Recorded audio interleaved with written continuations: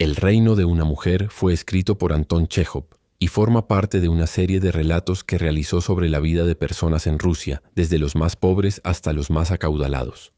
Este relato es inusual, ya que aborda una situación poco común para la época.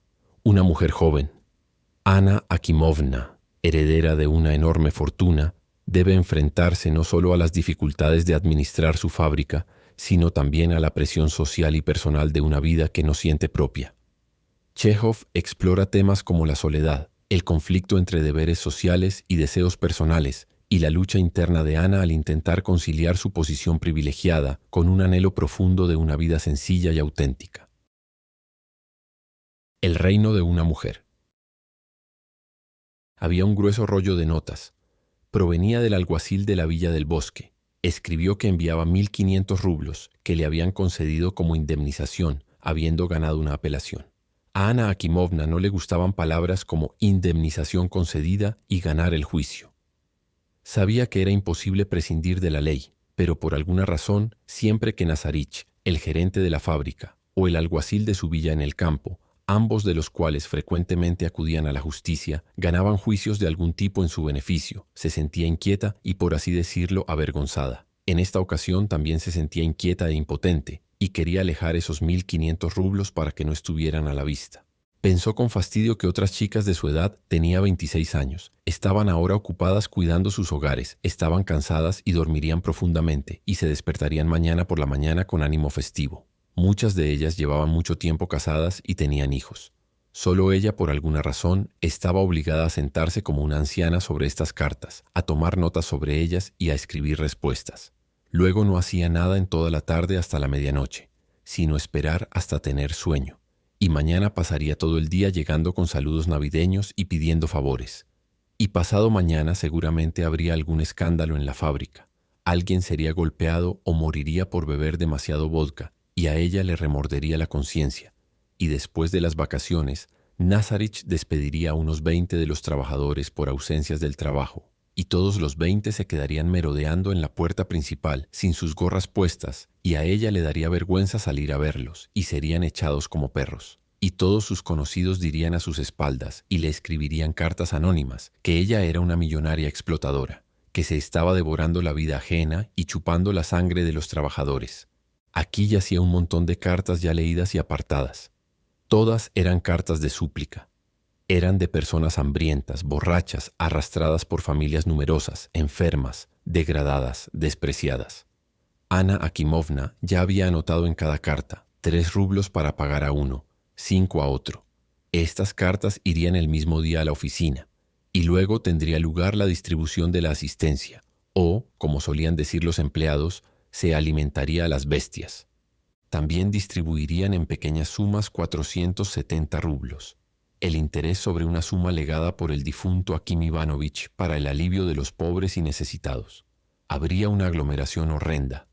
Desde las puertas hasta las oficinas se extendería una larga fila de personas extrañas, con rostros brutales, andrajosas, entumecidas por el frío, hambrientas y ya borrachas, con voces roncas invocando bendiciones sobre Anna Akimovna, su benefactora, y sus padres. Los de atrás presionarían a los de adelante, y los de adelante los insultarían con malas palabras. El empleado se cansaría del ruido, los juramentos, los lamentos cantados y las bendiciones. Saldría volando y le daría una bofetada a alguien para deleite de todos. Y su propia gente, los obreros de la fábrica, que no recibían nada en Navidad salvo sus sueldos y ya habían gastado hasta el último centavo, se quedarían en medio del patio mirando y riéndose, algunos con envidia, otros irónicamente. Los comerciantes y aún más sus esposas prefieren a los mendigos más que a sus propios trabajadores, pensaba Anna Akimovna. Siempre es así. Su ojo se posó sobre el rollo de dinero. Sería agradable distribuir ese odioso e inútil dinero entre los obreros mañana, pero no era conveniente darles dinero sin recibir nada a cambio, o exigirían más en el futuro. ¿Y de qué servirían 1.500 rublos cuando había 1.800 obreros en la fábrica, además de sus esposas e hijos? O ella podría, tal vez, escoger a uno de los redactores de esas cartas de súplica, algún hombre desafortunado que hace mucho tiempo había perdido toda esperanza de algo mejor, y darle los 1.500. El dinero llegaría al pobre ser como un rayo, y tal vez por primera vez en su vida se sentiría feliz. Esta idea le resultó a Anna Akimovna original y divertida y la cautivó. Tomó una carta al azar de la pila y la leyó. Un pequeño funcionario llamado Chalikov llevaba mucho tiempo sin empleo, estaba enfermo y vivía en los edificios de Gushchin. Su esposa tenía tuberculosis y tenía 5 niñas pequeñas. Anna Akimovna conocía bien la casa de 4 pisos, los edificios de Gushchin en los que vivía Chalikov. ¡Oh! Era una casa horrenda, sucia y malsana. Bueno, se lo daré a Chalikov, decidió. No lo enviaré. Es mejor llevarlo yo misma para evitar chismes innecesarios. Sí, reflexionó mientras se guardaba los 1.500 rublos en el bolsillo. Y echaré un vistazo a ellos y tal vez pueda hacer algo por las niñas. Se sintió ligera de corazón. Llamó a la campanilla y ordenó que trajeran los caballos. Cuando subió al trineo, eran más de las 6 de la tarde. Las ventanas de todos los bloques de edificios estaban brillantemente iluminadas, y eso hacía que el enorme patio pareciera muy oscuro. En las puertas y en el extremo lejano del patio, cerca de los almacenes y los barracones de los trabajadores, las lámparas eléctricas estaban encendidas. A Anna Akimovna no le gustaban ni le tenía miedo a esos enormes edificios oscuros, almacenes y barracas donde vivían los obreros. Solo había estado una vez en el edificio principal desde la muerte de su padre. Los techos altos con vigas de hierro, la multitud de enormes ruedas giratorias rápidas, correas y palancas conectadas, el silbido agudo, el clangor del acero, el traqueteo de los carros, el resoplido áspero del vapor, los rostros, pálidos, carmesíes o negros de polvo de carbón, las camisas empapadas de sudor, el brillo del acero, del cobre y del fuego, el olor a aceite y carbón, y las corrientes de aire, a veces muy calientes y a veces muy frías, le daban una impresión de infierno. Le parecía como si las ruedas, las palancas y los cilindros calientes silbantes intentaran arrancarse de sus fijaciones para aplastar a los hombres, mientras que los hombres, sin oírse unos a otros, corrían de un lado a otro con rostros ansiosos y se ocupaban de las máquinas, tratando de detener su terrible movimiento. Le mostraron algo a Anna Akimovna y se lo explicaron respetuosamente. Recordó cómo en la forja sacaron un trozo de hierro al rojo vivo del horno, y como un anciano con una correa alrededor de la cabeza, y otro, un joven con una camisa azul con una cadena en el pecho y una cara enfadada, probablemente uno de los capataces, golpearon el trozo de hierro con martillos, y cómo se esparcieron chispas doradas en todas direcciones, y cómo un poco después arrastraron una enorme pieza de chapa de hierro con un estrépito. El anciano se paró erguido y sonrió, mientras el joven se secaba la cara con la manga y le explicaba algo. Y recordó también cómo en otro departamento un anciano con un ojo estaba limando un trozo de hierro, y cómo las limaduras de hierro se esparcían por todos lados, y cómo un hombre con el pelo rojizo y gafas negras, con agujeros en su camisa, trabajaba en un torno, haciendo algo con un trozo de acero. El torno rugía, silbaba y chirriaba, y Anna Akimovna se sintió enferma por el sonido, y parecía como si le estuvieran taladrando los oídos. Ella miraba, escuchaba, no entendía, sonreía graciosamente y se sentía avergonzada. Recibir cientos de miles de rublos de un negocio que uno no entiende y no puede gustar, qué extraño es. Y no había estado ni una sola vez en los barracones de los trabajadores. Allí, le dijeron, estaba húmedo. Había chinches, depravación y anarquía. Era algo asombroso. Se gastaban 1.000 rublos al año en mantener los barracones en buen estado. Y sin embargo, si ella creyera las cartas anónimas, la condición de los trabajadores empeoraba cada año. Había más orden en los días de mi padre, pensó Anna Akimovna mientras salía del patio, porque él había sido un obrero mismo. Yo no sé nada al respecto y solo hago tonterías. Ella se sintió deprimida nuevamente y ya no estaba contenta de haber venido. La idea del hombre afortunado sobre quien caerían 15.000 rublos del cielo ya no le parecía original ni divertida. Ir a ver a algún Chalikov u otro, cuando en casa un negocio valorado en 1.000.000 se estaba desmoronando y siendo arruinado, y los trabajadores en los barracones vivían peor que los convictos, significaba hacer algo tonto y engañar a su conciencia. A lo largo de la carretera principal y a través de los campos cercanos, los trabajadores de las fábricas vecinas de algodón y papel caminaban hacia las luces de la ciudad. Se oían conversaciones y risas en el aire helado. Anna Akimovna miró a las mujeres y a los jóvenes, y de repente sintió anhelo por una vida simple y ruda entre una multitud. Recordó vívidamente ese tiempo lejano cuando la llamaban Anyutka, cuando era una niña pequeña y solía acostarse bajo la misma colcha con su madre, mientras una lavandera que vivía con ellas lavaba ropa en la habitación contigua. A través de las delgadas paredes llegaban los sonidos de risas, maldiciones, llanto de niños, el acordeón y el zumbido de los tornos de carpinteros y las máquinas de coser, mientras su padre, Akim Ivanovich, que era hábil en casi todos los oficios, soldaba algo cerca de la estufa o dibujaba o cepillaba madera, sin hacer caso del ruido y la congestión. Ella anhelaba lavar, planchar, correr a la tienda y al mesón como solía hacer todos los días cuando vivía con su madre. Debería haber sido una trabajadora y no la dueña de la fábrica. Su gran casa con candelabros y cuadros, su lacayo Mishenka con su bigote lustroso y su frac, la devota y digna Barbarushka y la astuta Agafiushka, y los jóvenes de ambos sexos que venían casi todos los días a pedirle dinero y con quienes siempre por alguna razón se sentía culpable. Los empleados, los médicos y las damas que eran caritativas a sus expensas, que la adulaban y secretamente la despreciaban por su humilde origen, qué tedioso y ajeno le resultaba todo eso.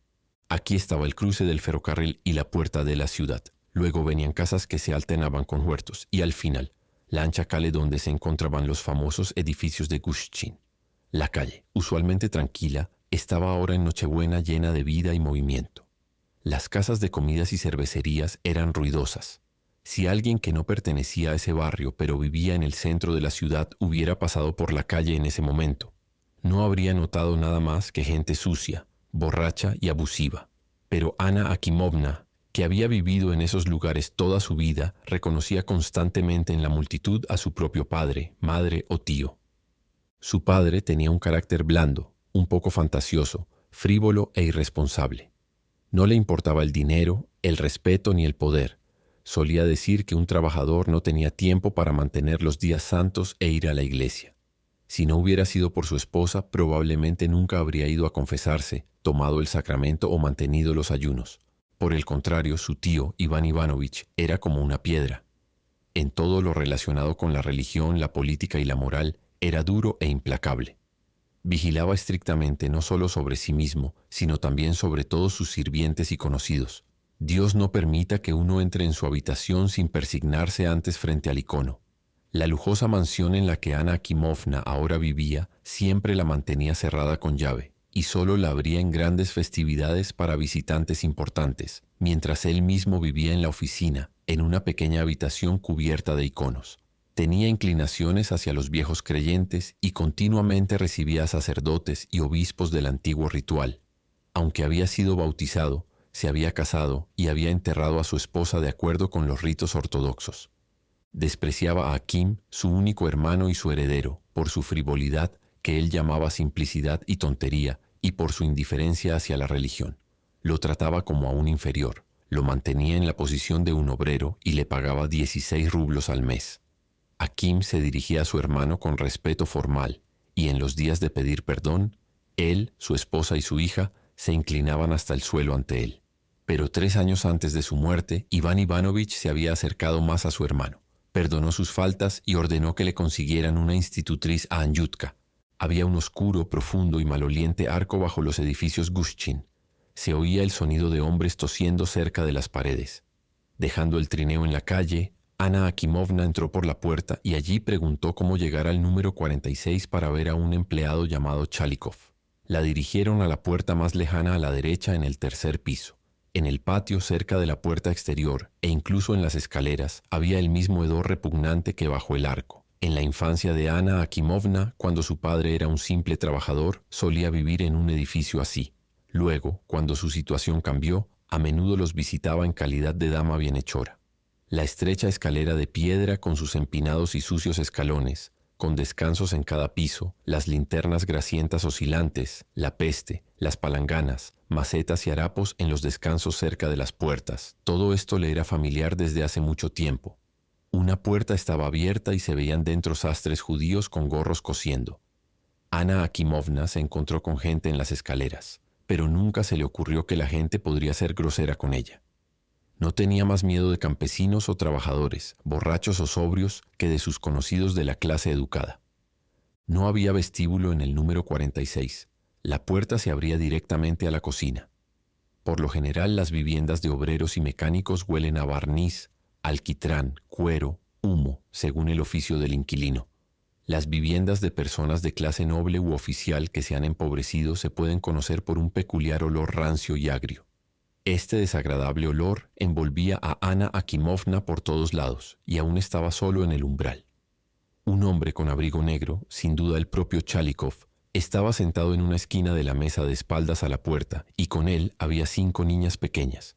La mayor, una chica de cara ancha y delgada con un peine en el cabello, parecía tener unos 15, mientras que la más joven, una niña rolliza con cabello que se erguía como un erizo, no tendría más de 3. Las 6 estaban comiendo.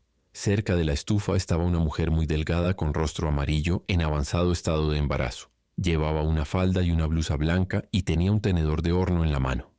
«No esperaba que fueras tan desobediente, Laisa», decía el hombre reprochándole. «Ay, ay, qué vergüenza. ¿Quieres que papá te pegue, eh?» Al ver a una dama desconocida en la puerta, la mujer delgada se sobresaltó y dejó el tenedor. «Vasili Nikitich», gritó después de una pausa con una voz hueca, como si no pudiera creer lo que veían sus ojos. El hombre miró y se levantó de un salto. Era un hombre de pecho plano, huesudo, con hombros estrechos y sienes hundidas. Sus ojos eran pequeños, hundidos, con ojeras oscuras. Tenía una boca ancha y una nariz larga como un pico de ave, un poco inclinada hacia la derecha. Su barba estaba partida en el medio, su bigote estaba afeitado, y esto lo hacía parecerse más a un lacayo que a un empleado gubernamental. «¿Vive aquí el señor Chalikov?», preguntó Anna Akimovna. «Sí, señora», contestó Chalikov severamente, pero reconociendo inmediatamente a Anna Akimovna, exclamó: «¡Anna Akimovna!», y de repente jadeó y juntó las manos como si estuviera en terrible alarma. «¡Benefactora!». Con un grito corrió hacia ella, gruñendo inarticuladamente como si estuviera paralizado.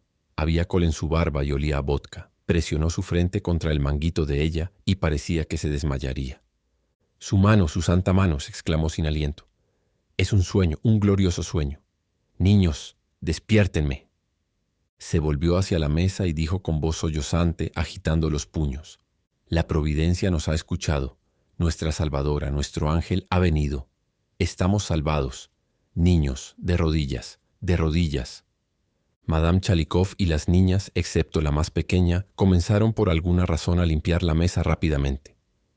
«Usted escribió que su esposa estaba muy enferma», dijo Anna Akimovna, y se sintió avergonzada y molesta. «No voy a darles los 1.500, pensó. «Aquí está mi esposa», dijo Chalikov con una voz fina y femenina, como si las lágrimas le hubieran afectado la cabeza. «Aquí está, desdichada criatura, con un pie en la tumba. Pero no nos quejamos, señora. Mejor la muerte que una vida así. Mejor morir». «¿Por qué está actuando así?», pensó Anna Akimovna con molestia. «Se nota de inmediato que está acostumbrado a tratar con comerciantes». «Hábleme como una persona», dijo ella. «No me gustan las farsas». «Sí, señora. 5 niños huérfanos alrededor del ataúd de su madre con velas funerarias. ¿Eso es una farsa?», dijo Chalikov amargamente y se dio la vuelta. «Cállate», susurró su esposa y le tiró de la manga. «El lugar no está ordenado, señora», dijo, dirigiéndose a Anna Akimovna. «Por favor, discúlpelo. Ya sabe cómo es cuando hay niños. Un hogar abarrotado, pero armonioso». «No voy a darles los 1.500, pensó nuevamente Anna Akimovna. Y para escapar lo antes posible de estas personas y del olor agrio, sacó su monedero y decidió dejarles 25 rublos, no más. Pero de repente sintió vergüenza de haber venido desde tan lejos y molestado a la gente por tan poco. «Si me da papel y tinta, escribiré de inmediato a un doctor que es amigo mío para que venga a verlos», dijo sonrojándose. «Es un muy buen doctor. Y les dejaré algo de dinero para medicinas». Madame Chalikov se apresuraba a limpiar la mesa. «Está desordenado aquí. ¿Qué haces?», siseó Chalikov mirándola con furia. «Llévala a la habitación del inquilino». «Me atrevo a pedirle, señora, que pase a la habitación del inquilino», dijo, dirigiéndose a Anna Akimovna. «Está limpio allí». «Osip Ilyich nos dijo que no fuéramos a su habitación», dijo una de las niñas pequeñas, severamente. Pero ya habían sacado a Anna Akimovna de la cocina, a través de un pasillo estrecho entre 2 camas. Era evidente por la disposición de las camas que en una dormían 2 a lo largo y en la otra dormían 3 de lado a lado. En la habitación del inquilino que venía después, realmente estaba limpio. Una cama ordenada con una colcha de lana roja, una almohada en una funda blanca, incluso una zapatilla para el reloj, una mesa cubierta con un mantel de cáñamo y sobre ella un tintero de cristal lechoso, plumas, papel, fotografías enmarcadas, todo como debe ser, y otra mesa para trabajo rudo, en la cual estaban ordenadamente dispuestas herramientas de relojero y relojes desarmados. En las paredes colgaban martillos, alicates, punzones, cinceles, tenazas y así sucesivamente, y había 3 relojes colgantes que estaban marcando el tiempo. Uno era un reloj grande con pesas gruesas, como los que se ven en los restaurantes. Al sentarse a escribir la carta, Ana Akimovna vio frente a ella en la mesa las fotografías de su padre y de ella misma. Eso la sorprendió.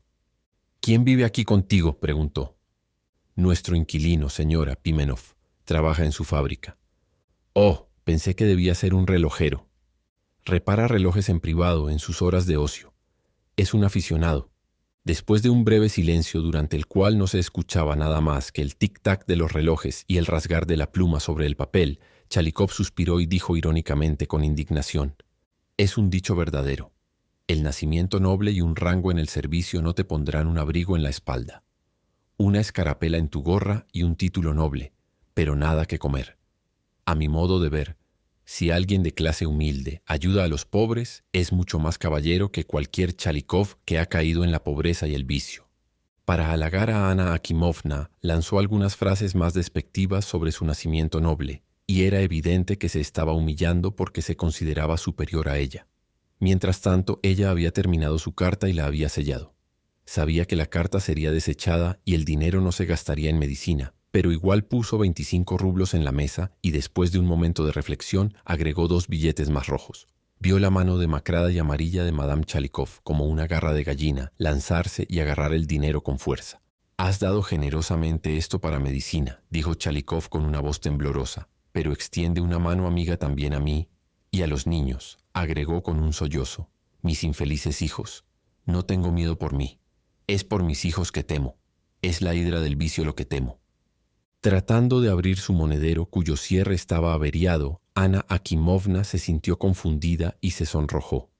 Sentía vergüenza de que las personas estuvieran de pie ante ella, mirando sus manos y esperando, y muy probablemente en el fondo de sus corazones riéndose de ella. En ese instante, alguien entró en la cocina y golpeó sus pies, quitándose la nieve. Ana Akimovna se puso aún más nerviosa. No quería que nadie de la fábrica la encontrara en esta ridícula posición. Como la mala suerte nunca viene sola, el inquilino entró justo en el momento en que, después de finalmente abrir el monedero, Ana le entregaba a Chalikov unos billetes, y Chalikov, gruñendo como si estuviera paralizado, palpaba con los labios dónde podía besarla. En el inquilino reconoció al obrero que una vez había hecho sonar la chapa metálica ante ella en la forja y le había explicado algunas cosas. Evidentemente había venido directo de la fábrica. Su rostro parecía oscuro y sucio, y en una mejilla cerca de la nariz tenía una mancha de hollín. Sus manos estaban completamente negras y su camisa sin cinturón brillaba con aceite y grasa. Era un hombre de 30 años de estatura media, con cabello negro y hombros anchos, y con una apariencia de gran fuerza física. A primera vista, Ana Akimovna percibió que debía ser un capataz que debía estar ganando al menos 35 rublos al mes y un hombre severo, de voz fuerte, que golpeaba a los obreros en la cara. Todo esto era evidente por su manera de estar de pie, por la actitud que asumió involuntariamente al ver a una dama en su habitación, y más que nada por el hecho de que no llevaba botas altas, que tenía bolsillos en el pecho y una barba puntiaguda y artísticamente recortada. Su padre, Akim Ivanovich, había sido el hermano del dueño de la fábrica y, sin embargo, había tenido miedo de capataces como este inquilino y había tratado de ganarse su favor. «Discúlpeme por haber entrado aquí en su ausencia», dijo Ana Akimovna. El obrero la miró sorprendido, sonrió confuso y no habló. «Debe hablar un poco más alto, señora», dijo Chalikov suavemente. «Cuando el señor Pimenov vuelve de la fábrica por las tardes está un poco duro de oído». Pero Ana Akimovna sintió alivio al ver que no había nada más que hacer aquí. Les hizo un gesto con la cabeza y salió rápidamente de la habitación. Pimenov fue a despedirla. «¿Lleva mucho tiempo trabajando con nosotros?», le preguntó en voz alta sin volverse hacia él. «Desde los 9 años. Entré en la fábrica en tiempos de su tío». «Eso es mucho tiempo. Mi tío y mi padre conocían a todos los obreros, y yo apenas conozco a ninguno». Te había visto antes, pero no sabía que te llamabas Pimenov. Anna Akimovna sintió el deseo de justificarse ante él, de fingir que acababa de dar el dinero, no en serio, sino como una broma. Oh, esta pobreza, suspiró. Damos caridad en fiestas y días laborables, y aún así no tiene sentido. Creo que es inútil ayudar a personas como Chalikov. Claro que es inútil, asintió él. Por mucho que le des, se lo beberá todo. Y ahora el marido y la esposa se estarán arrebatando el dinero uno al otro y peleando toda la noche, añadió con una risa. Sí, uno debe admitir que nuestra filantropía es inútil, aburrida y absurda. Pero aún así, tienes que estar de acuerdo. No se puede estar con las manos cruzadas. Hay que hacer algo. ¿Qué hacer con los Chalikov, por ejemplo? Se volvió hacia Pimenov y se detuvo, esperando una respuesta de él. Él también se detuvo y lentamente, sin hablar, se encogió de hombros. Obviamente sabía qué hacer con los Chalikov, pero el tratamiento habría sido tan tosco e inhumano que no se atrevía a ponerlo en palabras. Y los Chalikov le eran tan completamente intrascendentes y sin valor que un momento después ya los había olvidado. Mirando a los ojos de Anna Akimovna, sonrió con placer, y su rostro tenía una expresión como si estuviera soñando con algo muy agradable. Solo entonces, estando cerca de él, Anna Akimovna vio en su cara, y especialmente en sus ojos, lo exhausto y somnoliento que estaba. Aquí, debería darle los 1500 rublos, pensó, pero por alguna razón esta idea le pareció incongruente e insultante para Pimenov. Estoy segura de que te duele todo el cuerpo después de tu trabajo y vienes hasta la puerta conmigo, dijo mientras bajaban las escaleras. Vete a casa. Pero él no escuchó sus palabras. Cuando salieron a la calle, él corrió adelante, desabrochó la cubierta del trineo y, ayudando a Anna Akimovna a subir, dijo: «Te deseo una feliz Navidad». Parte 2. La mañana de Navidad. Han dejado de sonar las campanas desde hace mucho rato. Es terrible, no llegarás antes de que termine el servicio. ¡Levántate! 2 caballos están galopando, dijo Anna Akimovna, y se despertó. Frente a ella, con una vela en la mano, estaba su doncella Masha, de cabello rojo. «Bueno, ¿qué pasa?» «El servicio ya terminó», dijo Masha con desesperación. «Te he llamado 3 veces. Duerme hasta la noche por mí, pero me dijiste tú misma que te llamara». Anna Akimovna miró hacia la ventana. Aún estaba completamente oscuro afuera, y solo el borde inferior del marco de la ventana estaba blanco con nieve. Se podía escuchar un bajo y melodioso repicar de campanas. No era de la iglesia parroquial, sino de algún lugar más lejano. El reloj en la pequeña mesa mostraba las 6:03. «Muy bien, Masha. En 3 minutos», dijo Anna Akimovna con una voz suplicante y se acurrucó bajo las sábanas. Imaginó la nieve en la puerta principal, el trineo, el cielo oscuro, la multitud en la iglesia y el olor a enebro, y sintió pavor ante la idea. Pero aún así se decidió a levantarse de inmediato e ir al servicio de la mañana. Y mientras estaba cálida en la cama y luchaba contra el sueño, que parece como si fuera por despecho, especialmente dulce cuando uno debe levantarse, y mientras tenía visiones de un jardín inmenso en una montaña y luego los edificios de Gushchin, estaba todo el tiempo preocupada por el pensamiento de que debería levantarse en ese mismo momento e ir a la iglesia.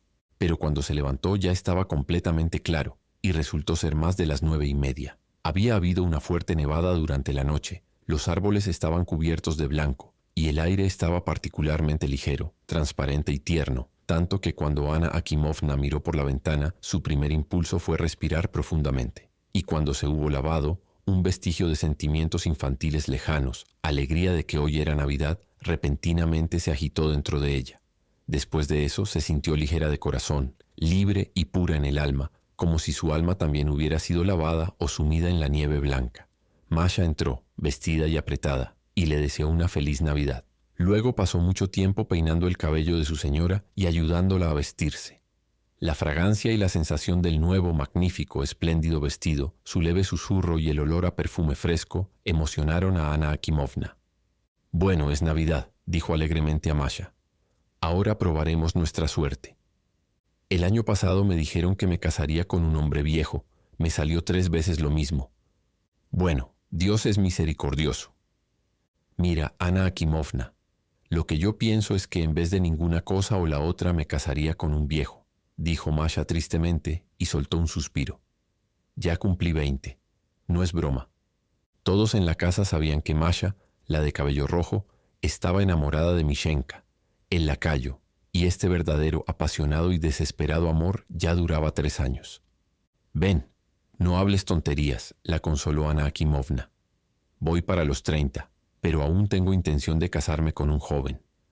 Mientras su ama se estaba vistiendo, Mishenka, con un frac nuevo y botas pulidas, paseaba por el vestíbulo y el salón, esperando a que ella saliera para desearle una feliz Navidad. Tenía una manera peculiar de caminar, pisando suavemente y con delicadeza. Al observar sus pies, sus manos y la inclinación de su cabeza, se podría imaginar que no estaba simplemente caminando, sino aprendiendo a bailar la primera figura de una cuadrilla. A pesar de su fino bigote aterciopelado y su apuesto y algo llamativo aspecto, él era constante, prudente y devoto como un anciano. Rezaba inclinándose hasta el suelo y le gustaba quemar incienso en su habitación. Respetaba a las personas de riqueza y alto rango y sentía reverencia por ellas. Despreciaba a los pobres y a todos los que venían a pedir favores de cualquier tipo con toda la fuerza de su limpia alma de lacayo. Bajo su camisa rígida llevaba una franela, tanto en invierno como en verano, siendo muy cuidadoso con su salud. Sus oídos estaban tapados con algodón. Cuando Anna Akimovna cruzó el vestíbulo con Masha, él inclinó un poco la cabeza y dijo con su agradable y melosa voz: «Tengo el honor de felicitarla, Anna Akimovna, por la festividad más solemne del nacimiento de nuestro Señor». Anna Akimovna le dio 5 rublos, mientras que la pobre Masha estaba embelesada por el éxtasis. Su atuendo festivo, su actitud, su voz y lo que decía la impresionaron por su belleza y elegancia. Al seguir a su ama no podía pensar en nada, no veía nada, solo podía sonreír, primero dichosa y luego amargamente. El piso superior de la casa era llamado el mejor o la parte de visitantes, mientras que las habitaciones del piso inferior, donde la tía Tatiana Ivanovna llevaba la casa, eran conocidas como la parte empresarial, la de los viejos o simplemente la parte de las mujeres. En la parte superior se entretenía a la nobleza y a los visitantes educados. En el piso inferior a la gente más sencilla y a los amigos personales de la tía, guapa, rolliza y saludable, todavía joven y fresca, y sintiendo que llevaba un vestido magnífico que le parecía irradiar una especie de resplandor a su alrededor, Anna Akimovna bajó al piso inferior. Aquí fue recibida con reproches por olvidar a Dios ahora que estaba tan bien educada, por dormir demasiado hasta tarde para el servicio y por no bajar para romper el ayuno. Todos se llevaban las manos a la cabeza y exclamaban con perfecta sinceridad que era hermosa, maravillosa. Ella se lo creía, reía, los besaba y les daba un rublo a 1, 3 o 5 según su posición. Le gustaba estar abajo. Donde quiera que uno mirara, había santuarios, íconos, pequeñas lámparas, retratos de personajes eclesiásticos. El lugar olía a monjes. Había un tintineo de cuchillos en la cocina y ya se percibía un olor sabroso, extremadamente apetitoso, que invadía todas las habitaciones. Los suelos pintados de amarillo brillaban, y de las puertas salían estrechas alfombras con brillantes rayas azules que corrían como pequeños caminos hasta el rincón del ícono, y la luz del sol se vertía simplemente por las ventanas. En el comedor, unas ancianas desconocidas estaban sentadas. En la habitación de Barbarushka también había ancianas y con ellas una chica sorda y muda que parecía avergonzada de algo y seguía diciendo: «Bli, bli, bli». 2 niñas flacuchas que habían sido traídas del orfanato para la Navidad se acercaron a besar la mano de Anna Akimovna y se quedaron ante ella paralizadas de admiración por su espléndido vestido. Ella notó que una de las niñas era visca y en medio de su alegre estado de ánimo navideño sintió una punzada de dolor en el corazón al pensar que los jóvenes despreciarían a la niña y que nunca se casaría. En la habitación de la cocinera Agafia, 5 enormes campesinos con camisas nuevas estaban sentados alrededor del samovar. Estos no eran obreros de la fábrica, sino parientes de la cocinera. Al ver a Anna Akimovna, todos los campesinos se levantaron de sus asientos y por respeto a la decencia dejaron de masticar aunque tenían la boca llena. El cocinero Stepan, con una gorra blanca y un cuchillo en la mano, entró a la habitación y le dio sus saludos. Entraron porteros con altas botas de fieltro, y ellos también le ofrecieron sus saludos. El aguador asomó la cabeza con carámbanos en la barba, pero no se atrevió a entrar. Anna Akimovna caminaba por las habitaciones seguida por su séquito. La tía, Barbarushka, Nikandrovna, la costurera, Marfa Petrovna y la Masha del piso de abajo. Barbarushka, una mujer alta, delgada y esbelta, más alta que cualquiera en la casa, vestida de negro, oliendo a ciprés y café, se persignaba en cada habitación ante los iconos, inclinándose de la cintura. Cada vez que se la miraba, uno recordaba que ella ya había preparado su sudario y que tenía escondidos boletos de lotería en la misma caja. «Cariño, sé misericordiosa en Navidad», dijo ella abriendo la puerta de la cocina. «Perdónalo. Bendice al hombre. Acaba con esto». El cochero Panteley, despedido por embriagarse en noviembre, estaba de rodillas en medio de la cocina. Era un hombre de buen carácter, pero se volvía ingobernable cuando estaba borracho y no podía dormir. Seguía vagando por los edificios y gritaba con voz amenazante: «¡Lo sé todo!». Ahora, por su rostro hinchado y abotagado y sus ojos inyectados en sangre, se veía que había estado bebiendo continuamente desde noviembre hasta Navidad. «Perdóname, Ana Akimovna», dijo con voz ronca, golpeándose la frente en el suelo y mostrando su cuello de toro. «Fue tía quien te despidió. Pídeselo a ella». «¿Qué dices de la tía?», dijo su tía entrando a la cocina y respirando con dificultad. Estaba muy robusta y sobre su pecho se podría haber posado una bandeja de tazas de té y un samovar. «¿Qué dices de la tía? Tú eres la patrona aquí, da tus propias órdenes, aunque estos malhechores podrían estar todos muertos, por lo que a mí respecta». «Vamos, levántate, cerdo», gritó a Panteley perdiendo la paciencia. «Fuera de mi vista. Es la última vez que te perdono, pero si vuelves a faltar no pidas clemencia». Después fueron al comedor por el café. Apenas habían tomado asiento cuando Masha del piso de abajo entró a toda prisa, diciendo con horror: «¡Los cantantes!», y volvió a salir corriendo. Se oyó a alguien sonarse la nariz, una tos de bajo profundo y pasos que sonaban como pezuñas de caballos herrados golpeando el vestíbulo cerca del vestíbulo principal. Por medio minuto todo quedó en silencio. Los cantantes irrumpieron tan repentinamente y con tanto ruido que todos se sobresaltaron. Mientras cantaban, el sacerdote del asilo con el diácono y el sacristán llegaron.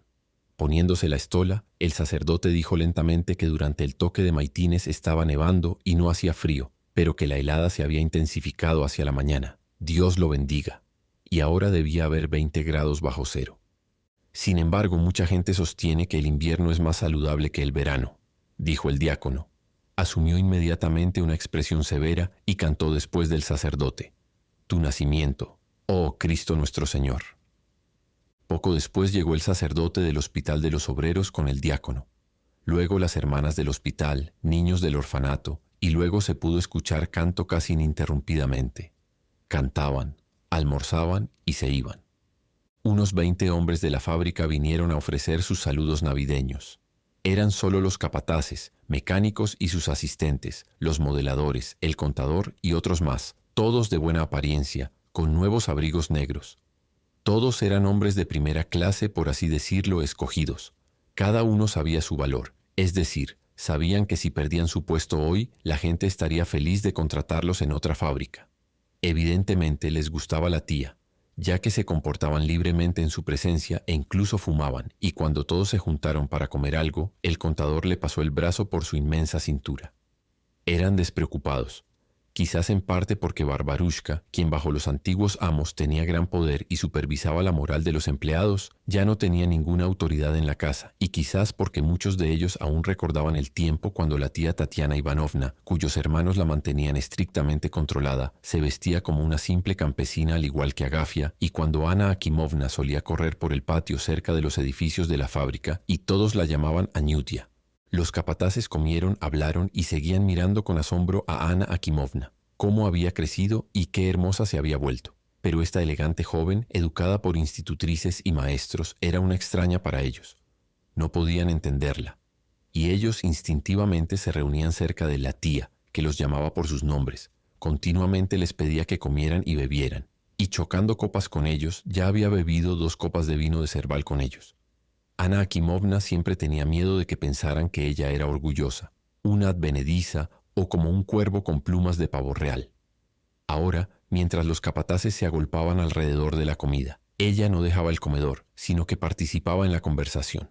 Le preguntó a Pimenov, su conocido del día anterior: «¿Por qué tienes tantos relojes en tu habitación?». «Reparo relojes», respondió. «Tomo el trabajo en mis ratos libres, en días festivos o cuando no puedo dormir. Entonces, si mi reloj se descompone, ¿Puedo traértelo para que lo repares?, preguntó Anna Akimovna, riéndose. Claro que sí, lo haré con mucho gusto, dijo Pimenov, y había una expresión de tierna devoción en su rostro, cuando, sin saber ella misma por qué, se desabrochó su magnífico reloj de la cadena y se lo entregó a él. Él lo miró en silencio y se lo devolvió. Claro que sí, lo haré con mucho gusto, repitió. Ahora ya no reparo relojes. Mis ojos están débiles y los doctores me han prohibido hacer trabajos finos. Pero por ti puedo hacer una excepción. Los doctores dicen tonterías, dijo el contador. Todos rieron. No les creas, continuó halagado por las risas. El año pasado un diente salió volando de un cilindro y le golpeó al viejo Kalmikov en la cabeza con tal choque que se le pudieron ver los sesos, y el doctor dijo que moriría, pero él está vivo y trabajando hasta hoy, solo que ha comenzado a tartamudear desde ese percance. Los médicos dicen tonterías, sí, pero no tanto, suspiró la tía. Piotr Andreyich, pobre querido, perdió la vista. Igual que tú, solía trabajar día y noche en la fábrica cerca del horno caliente y se quedó ciego. Los ojos no soportan el calor. ¿Pero de qué estamos hablando?, dijo animándose. Ven y toma una copa. Mis mejores deseos para la Navidad, mis queridos. Nunca bebo con nadie más, pero bebo con ustedes, mujer pecadora que soy. Dios lo quiera.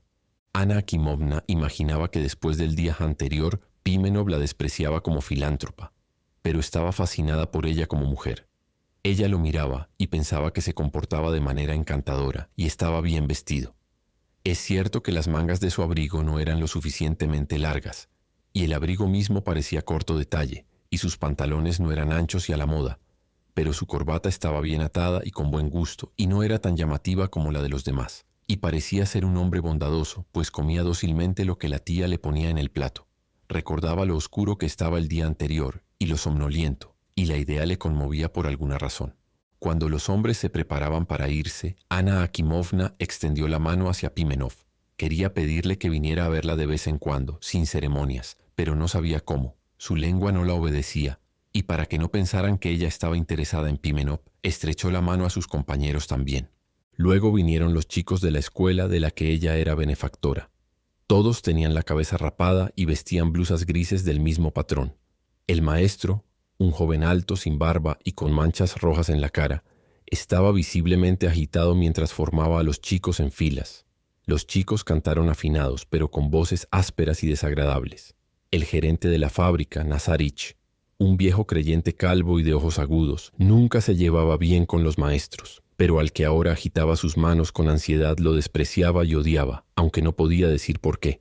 Se comportaba con rudeza y condescendencia con el joven, retenía su salario, se entrometía en la enseñanza y finalmente había intentado desplazarlo designando 15 días antes de Navidad como portero de la escuela a un campesino borracho, un pariente lejano de su esposa, que desobedecía al maestro y le decía cosas groseras ante los niños. Anna Akimovna estaba al tanto de todo esto, pero no podía hacer nada, pues ella misma temía a Nazarich. Ahora quería al menos ser muy amable con el maestro, decirle que estaba muy satisfecha con él. Pero cuando después del canto él comenzó a disculparse por algo muy confundido y la tía empezó a dirigirse a él familiarmente mientras lo arrastraba sin ceremonias a la mesa, ella se sintió por alguna razón aburrida e incómoda y al dar órdenes de que a los niños se les dieran dulces, subió las escaleras. En realidad hay algo cruel en estas costumbres navideñas, dijo ella un poco después como para sí misma, mirando por la ventana a los muchachos que salían de la casa hacia los portones y temblaban de frío, poniéndose los abrigos mientras corrían. En Navidad uno quiere descansar, sentarse en casa con los suyos, y los pobres chicos, el maestro y los empleados y capataces están obligados por alguna razón a pasar frío. Luego ofrecer sus saludos, mostrar respeto, ser humillados. Mishenka, que estaba de pie en la puerta del salón y oyó esto, dijo: «No se originó con nosotros y no terminará con nosotros. Por supuesto no soy un hombre educado, Anna Akimovna, pero entiendo que los pobres siempre deben respetar a los ricos. Bien se dice, Dios marca al villano. En prisiones, refugios nocturnos y tabernas uno nunca ve a nadie que no sea pobre, mientras que gente decente, como puede notar, siempre es rica. Se ha dicho de los ricos, un abismo llama a otro abismo». «Siempre te expresas de manera tan tediosa e incomprensible», dijo Anna Akimovna, y caminó hacia el otro extremo del amplio salón. Eran apenas las 11. El silencio de la gran habitación, solo roto por el canto que subía desde abajo, la hizo bostezar. Los bronces, los álbumes y los cuadros en las paredes, representando un barco en el mar, vacas en un prado y vistas del Rin, estaban tan absolutamente deslucidos que sus ojos simplemente pasaban sobre ellos sin observarlos. El ánimo festivo ya comenzaba a hacerse tedioso. Como antes, Anna Akimovna sentía que era hermosa, bondadosa y maravillosa, pero ahora le parecía que eso no tenía utilidad alguna para nadie. Le parecía que no sabía para quién y para qué se había puesto ese vestido caro. También, y como siempre sucedía en todas las festividades, empezó a irritarse por la soledad y el pensamiento persistente de que su belleza, su salud y su riqueza eran un mero engaño, ya que no era deseada, no servía para nadie, y nadie la amaba. Caminó por todas las habitaciones, tarareando y mirando por la ventana. Deteniéndose en el salón, no pudo resistirse a comenzar a hablar con Mishenka. «No sé qué piensas de ti mismo, Misha», dijo, y soltó un suspiro. «Realmente, Dios podría castigarte por ello». «¿Qué quieres decir?» «Sabes a lo que me refiero. Perdona que me entrometa en tus asuntos, pero parece que estás arruinando tu vida por pura obstinación. Admitirás que ya es hora de que te cases, y ella es una chica excelente y meritoria. Nunca encontrarás a nadie mejor. Es hermosa, inteligente, amable y dedicada. Y su apariencia. Si perteneciera a nuestro círculo o a uno superior, la gente se enamoraría de ella solo por su cabello rojo. Mira cómo su cabello combina maravillosamente con su tez». «Oh, Dios mío, no entiendes nada y no sabes lo que quieres», dijo Anna Akimovna amargamente, y las lágrimas asomaron en sus ojos. «Pobre chica, siento tanto por ella. Sé que quieres una esposa con dinero, pero ya te he dicho que le daré una dote a Masha». Mishenka no podía imaginar a su futura esposa en su mente salvo como una mujer alta, robusta, sustancial y piadosa, caminando como un pavo real y por alguna razón con un chal largo sobre los hombros. Masha, en cambio, era delgada, esbelta, muy ceñida y caminaba con pasos pequeños, y lo peor de todo, era demasiado fascinante y a veces extremadamente atractiva para Mishenka. Eso, en su opinión, no era compatible con el matrimonio y solo se adecuaba a un comportamiento licencioso. Cuando Anna Akimovna había prometido dar una dote a Masha, él había dudado por un tiempo. Pero una vez, un pobre estudiante con un abrigo marrón sobre su uniforme, que venía con una carta para Anna Akimovna, se fascinó por Masha y no pudo resistir abrazarla cerca del perchero, y ella emitió un débil grito. Mishenka, que estaba en las escaleras arriba, vio esto y desde entonces comenzó a sentir repulsión por Masha. Un pobre estudiante. Quién sabe, si hubiera sido abrazada por un estudiante rico o un oficial, las consecuencias podrían haber sido diferentes. «¿Por qué no lo deseas?», preguntó Anna Akimovna. «¿Qué más quieres?». Mishenka guardaba silencio y miraba fijamente el sillón levantando las cejas. «¿Estás enamorado de otra persona?». Silencio. La pelirroja Masha entró con cartas y tarjetas de visita en una bandeja. Adivinando que estaban hablando de ella, se sonrojó hasta las lágrimas. «Hemos recibido el correo», murmuró. «Y hay un empleado llamado Chalikov esperando abajo. Dice que le dijiste que viniera hoy por algo». «¡Qué insolencia!», dijo Anna Akimovna, movida a ira. «No le di ninguna orden. Dile que se marche. Di que no estoy en casa». Se oyó un timbre. Eran los sacerdotes de su parroquia. Siempre los recibían en la parte aristocrática de la casa, es decir, arriba. Después de los sacerdotes vino Nazarich, el gerente de la fábrica, a hacer su visita y luego el médico de la fábrica. Después, Mishenka anunció al inspector de las escuelas primarias. Los visitantes seguían llegando. Cuando hubo un momento libre, Anna Akimovna se sentó en un profundo sillón en el salón y cerrando los ojos pensó que su soledad era bastante natural porque no se había casado y nunca se casaría. Pero eso no era culpa suya. El destino mismo la había arrojado de su entorno simple y obrero en el que, si podía confiar en su memoria, se había sentido tan cómoda y en casa, a estas inmensas habitaciones donde nunca sabía qué hacer consigo misma y no podía comprender por qué tanta gente pasaba ante sus ojos. Lo que ocurría ahora le parecía trivial, inútil, ya que no le daba ni le podía dar felicidad ni por un minuto. «Si pudiera enamorarme», pensó estirándose, la sola idea le provocó una oleada de calor en el corazón. «Y si pudiera escapar de la fábrica, Meditó imaginando cómo el peso de aquellos edificios de la fábrica, barracones y escuelas se deslizaría de su conciencia, se deslizaría de su mente. Luego recordó a su padre y pensó que si él hubiera vivido más tiempo, ciertamente la habría casado con un hombre obrero, con Pimenov, por ejemplo. Le habría dicho que se casara, y eso sería todo. Y habría sido algo bueno. Entonces la fábrica habría pasado a manos capaces. Se imaginó su cabeza rizada, su perfil audaz, sus delicados labios irónicos, y la fuerza, la tremenda fuerza en sus hombros, en sus brazos, en su pecho, y la ternura con la que la había mirado aquel día. Bueno, dijo, habría estado bien. Me habría casado con él. Anna Akimovna, dijo Mishenka, entrando sigilosamente en el salón. ¿Cómo me asustaste?, dijo ella temblando por completo. ¿Qué quieres? Anna Akimovna, dijo él poniendo su mano en el corazón y levantando las cejas. Eres mi señora y benefactora, y nadie más que tú puede decirme qué debo hacer respecto al matrimonio porque eres como una madre para mí. Pero amablemente prohíbe que se rían y se burlen de mí abajo. No me dejan pasar sin hacerlo. ¿Cómo se burlan de ti?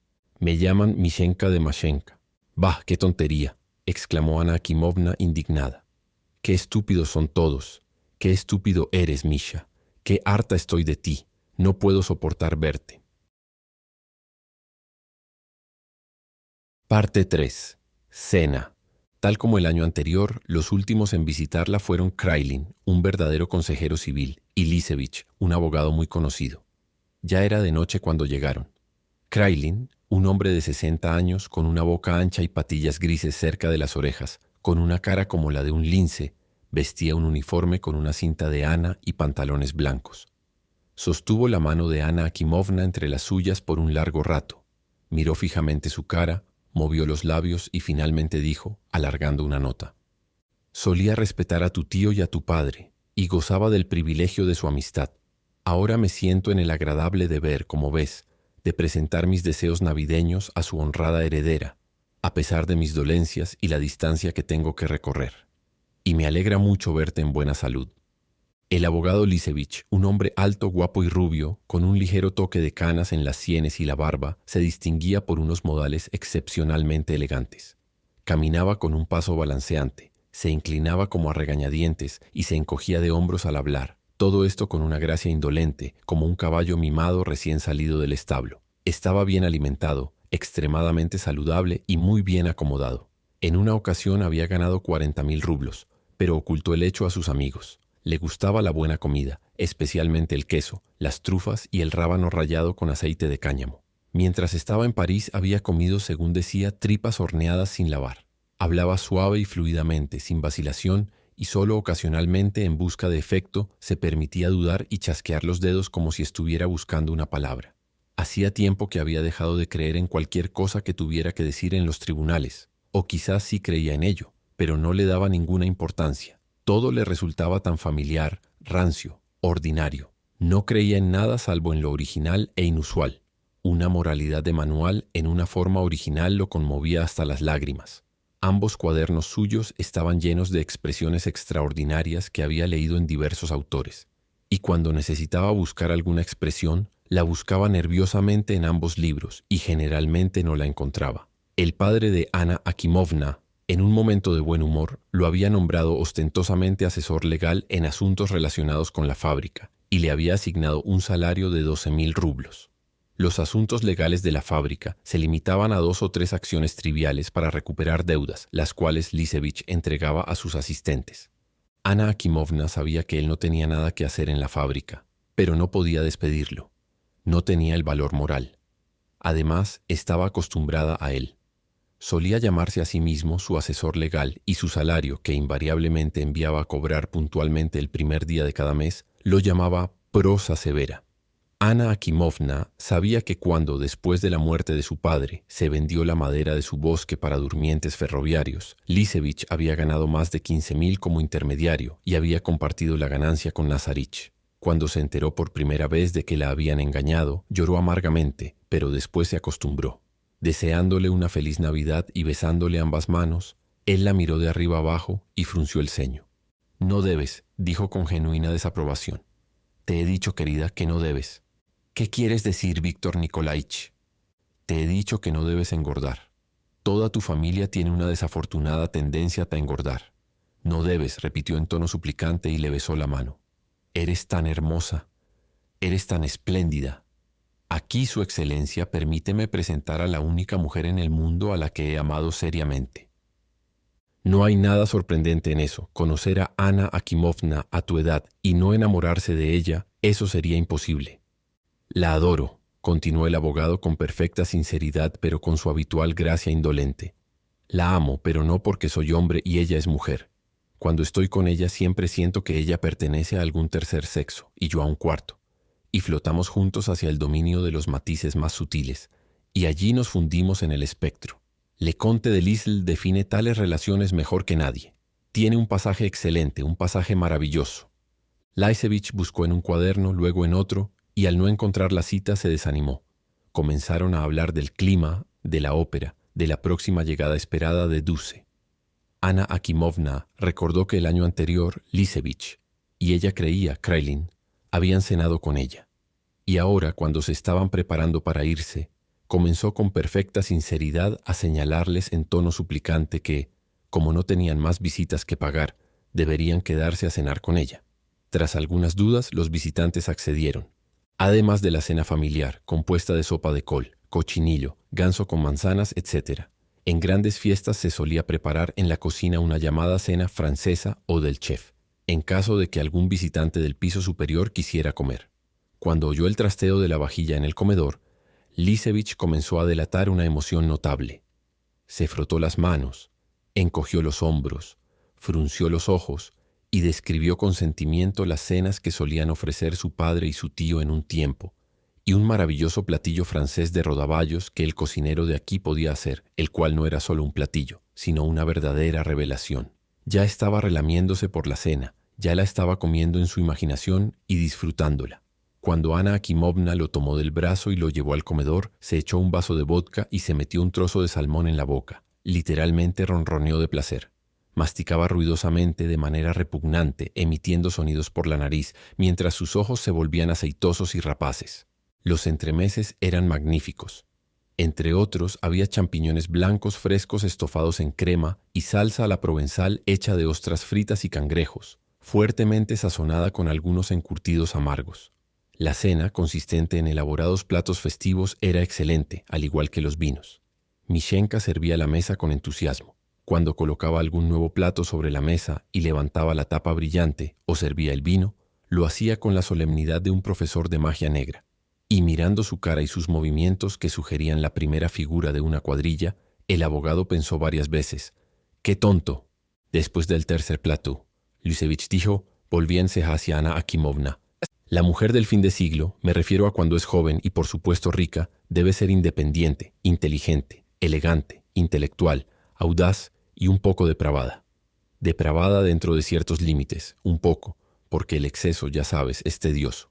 No deberías vegetar, querida. No deberías vivir como todos los demás, sino obtener el pleno sabor de la vida, y un ligero sabor a depravación es la salsa de la vida. Disfruta entre flores de fragancia embriagadora. Respira el perfume del almizcle, come hachís y, lo mejor de todo, ama, ama, ama. Para empezar, en tu lugar, establecería 7 amantes, uno para cada día de la semana, y a uno lo llamaría lunes, a otro martes, al tercero miércoles, y así sucesivamente para que cada uno supiera su día. Esta conversación inquietó a Anna Akimovna. No comió nada y solo bebió una copa de vino. «Déjame hablar de una vez», dijo ella. «En lo personal no concibo el amor sin la vida familiar. Estoy sola, sola como la luna en el cielo, y una luna menguante además. Y digas lo que digas, estoy convencida. Siento que esta mengua solo puede restaurarse mediante el amor en su sentido ordinario. Me parece que tal amor definiría mis deberes, mi trabajo y aclararía mi concepción de la vida. Quiero del amor paz del alma, tranquilidad. Quiero lo opuesto al espiritismo y al fin de siglo. En resumen», se puso nerviosa, «un esposo y niños». «¿Quieres casarte?» «Bueno, eso también puedes hacerlo», asintió Lysevich. «Debes tener todas las experiencias. Matrimonio, celos, la dulzura de la primera infidelidad e incluso hijos. Pero date prisa y vive, date prisa, querida. El tiempo está pasando, no te esperará». «Sí, me voy a casar». dijo ella mirando con enojo su rostro bien alimentado y satisfecho. Me casaré de la manera más simple, más ordinaria, y seré radiante de felicidad. ¿Y lo creerías? Me casaré con algún simple trabajador, algún mecánico o dibujante. Tampoco hay daño en eso. La duquesa Josiana amaba a Gwynplaine, y eso le estaba permitido porque era una gran duquesa. Todo te está permitido a ti también porque eres una mujer excepcional. Si, querida, quieres amar a un negro o a un árabe, no dudes, manda a traer a un negro. No te niegues nada. Debes ser tan audaz como tus deseos. No te quedes corta respecto a ellos. ¿Es tan difícil entenderme?, preguntó Anna Akimovna con asombro, y sus ojos brillaban con lágrimas. Entiende, tengo un inmenso negocio en mis manos, 2000 obreros por los cuales debo responder ante Dios. Los hombres que trabajan para mí se quedan ciegos y sordos. Tengo miedo de seguir así. Tengo miedo. Estoy desdichada y tú tienes la crueldad de hablarme de negros y sonríes. Anna Akimovna golpeó la mesa con el puño. Vivir la vida que llevo ahora o casarme con alguien tan perezoso e incompetente como yo sería un crimen. No puedo seguir viviendo así, dijo con vehemencia. No puedo. Qué hermosa es, dijo Lizevich fascinado por ella. Dios mío, qué hermosa es. Pero ¿por qué te enojas, querida?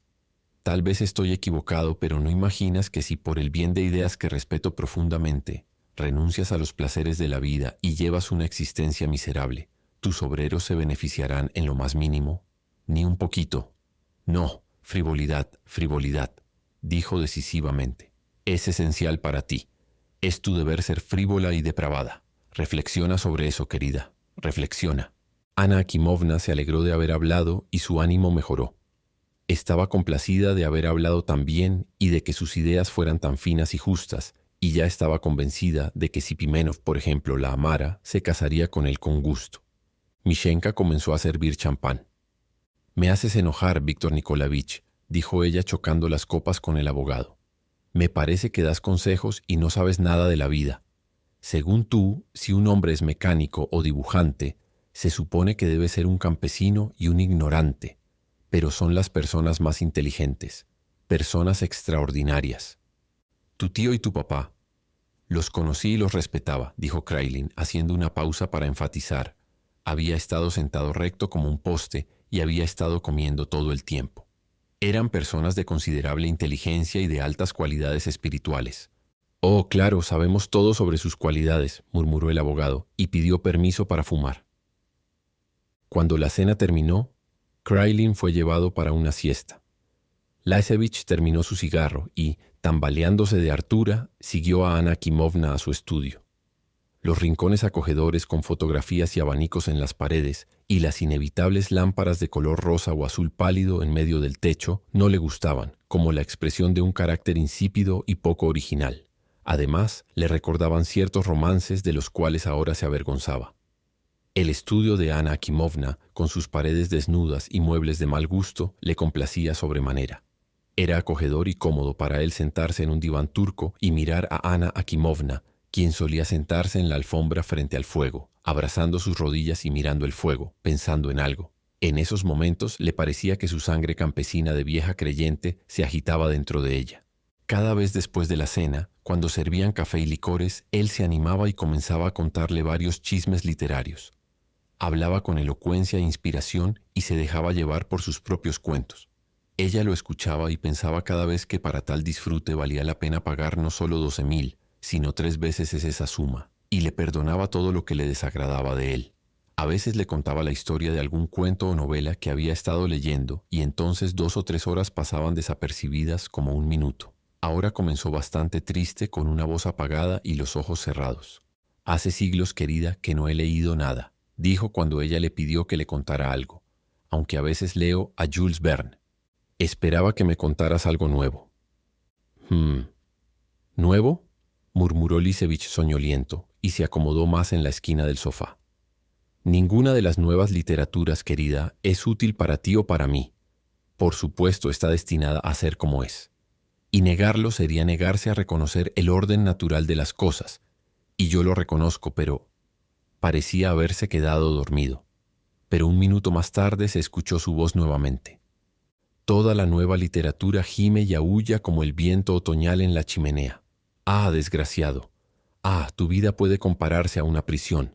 Ah, qué húmedo y oscuro es tu calabozo. Ah, ciertamente perecerás, y no hay posibilidad de escape para ti. Eso está muy bien, pero yo preferiría una literatura que nos dijera cómo escapar de la cárcel. Sin embargo, de todos los escritores contemporáneos prefiero a Maupassant. Lisevich abrió los ojos. Un escritor excelente, un escritor perfecto. Lisevich se ajustó en su asiento. Un artista maravilloso, un artista terrible, prodigioso, sobrenatural. Lisevich se levantó del sofá y levantó su brazo derecho. Maupassant, dijo arrobado. Querida, lee a Maupassant. Una página suya te da más que todas las riquezas de la tierra. Cada línea es un nuevo horizonte. Los impulsos más suaves y tiernos del alma alternan con sensaciones violentas y tempestuosas. Tu alma, como si estuviera bajo el peso de 40.000 atmósferas, se transforma en el pedacito más insignificante de una gran cosa de un tono rosado indefinido que, me parece, si uno pudiera ponerlo en la lengua, produciría un sabor picante y voluptuoso. ¡Qué furia de transiciones, de motivos, de melodías! Descansas apaciblemente sobre los lirios y las rosas y de repente un pensamiento terrible, espléndido, irresistible, se abalanza sobre ti como una locomotora, te baña con vapor caliente y te ensordece con su silbato. Lee a Maupassant, querida niña. Insisto en ello. Lisevich agitó los brazos y paseó de esquina a esquina con violenta conmoción. Sí, es inconcebible, declaró como si estuviera desesperado. Su última obra me abrumó, me embriagó. Pero temo que no te guste. Para dejarte llevar por ella, debes saborearla, chupar lentamente el jugo de cada línea, beberlo, debes beberlo. Después de una larga introducción que contenía muchas palabras como extravagancia demoníaca, una red de nervios delicadísimos, simún, cristal y demás, por fin comenzó a contar la historia de la novela. No la contó de manera caprichosa, sino que la narró con detalle minucioso, citando de memoria descripciones y conversaciones enteras. Los personajes de la novela lo fascinaban, y para describirlos asumía actitudes, cambiaba la expresión de su rostro y voz como un verdadero actor. Reía de alegría en un momento con una profunda voz grave, y en otro, con un agudo y estridente tono, juntaba las manos y se agarraba la cabeza con una expresión que sugería que estaba a punto de estallar. Anna Akimovna escuchaba embelesada, aunque ya había leído la novela y le parecía mucho más fina y sutil en la versión del abogado que en el libro mismo. Él le hacía notar diversas sutilezas y enfatizaba las expresiones afortunadas y los pensamientos profundos, pero ella veía en ellos solo vida, vida, vida y a sí misma, como si hubiera sido un personaje de la novela. Su ánimo se elevó, y ella también, riendo y juntando las manos, pensaba que no podía seguir viviendo una vida así, que no había necesidad de tener una vida miserable cuando una podría tener una espléndida. Recordó sus palabras y pensamientos en la cena, y se sentía orgullosa de ellos. Y cuando Pimenov de repente se alzó en su imaginación, se sintió feliz, y deseó que él la amara. Cuando terminó la historia, Lisevich se sentó en el sofá, exhausto. «¡Qué espléndida eres! ¡Qué hermosa!», comenzó poco después con una voz débil como si estuviera enfermo. «Soy feliz cerca de ti, querida niña, pero ¿por qué tengo 42 en lugar de 30? Tus gustos y los míos no coinciden. Tú deberías ser depravada, y yo hace mucho que pasé por esa fase, y quiero un amor tan delicado e inmaterial como un rayo de sol. Es decir, desde el punto de vista de una mujer de tu edad, no tengo ninguna utilidad terrenal». En sus propias palabras, amaba a Turgenev, el cantor del amor virginal y la pureza, de la juventud y del melancólico paisaje ruso.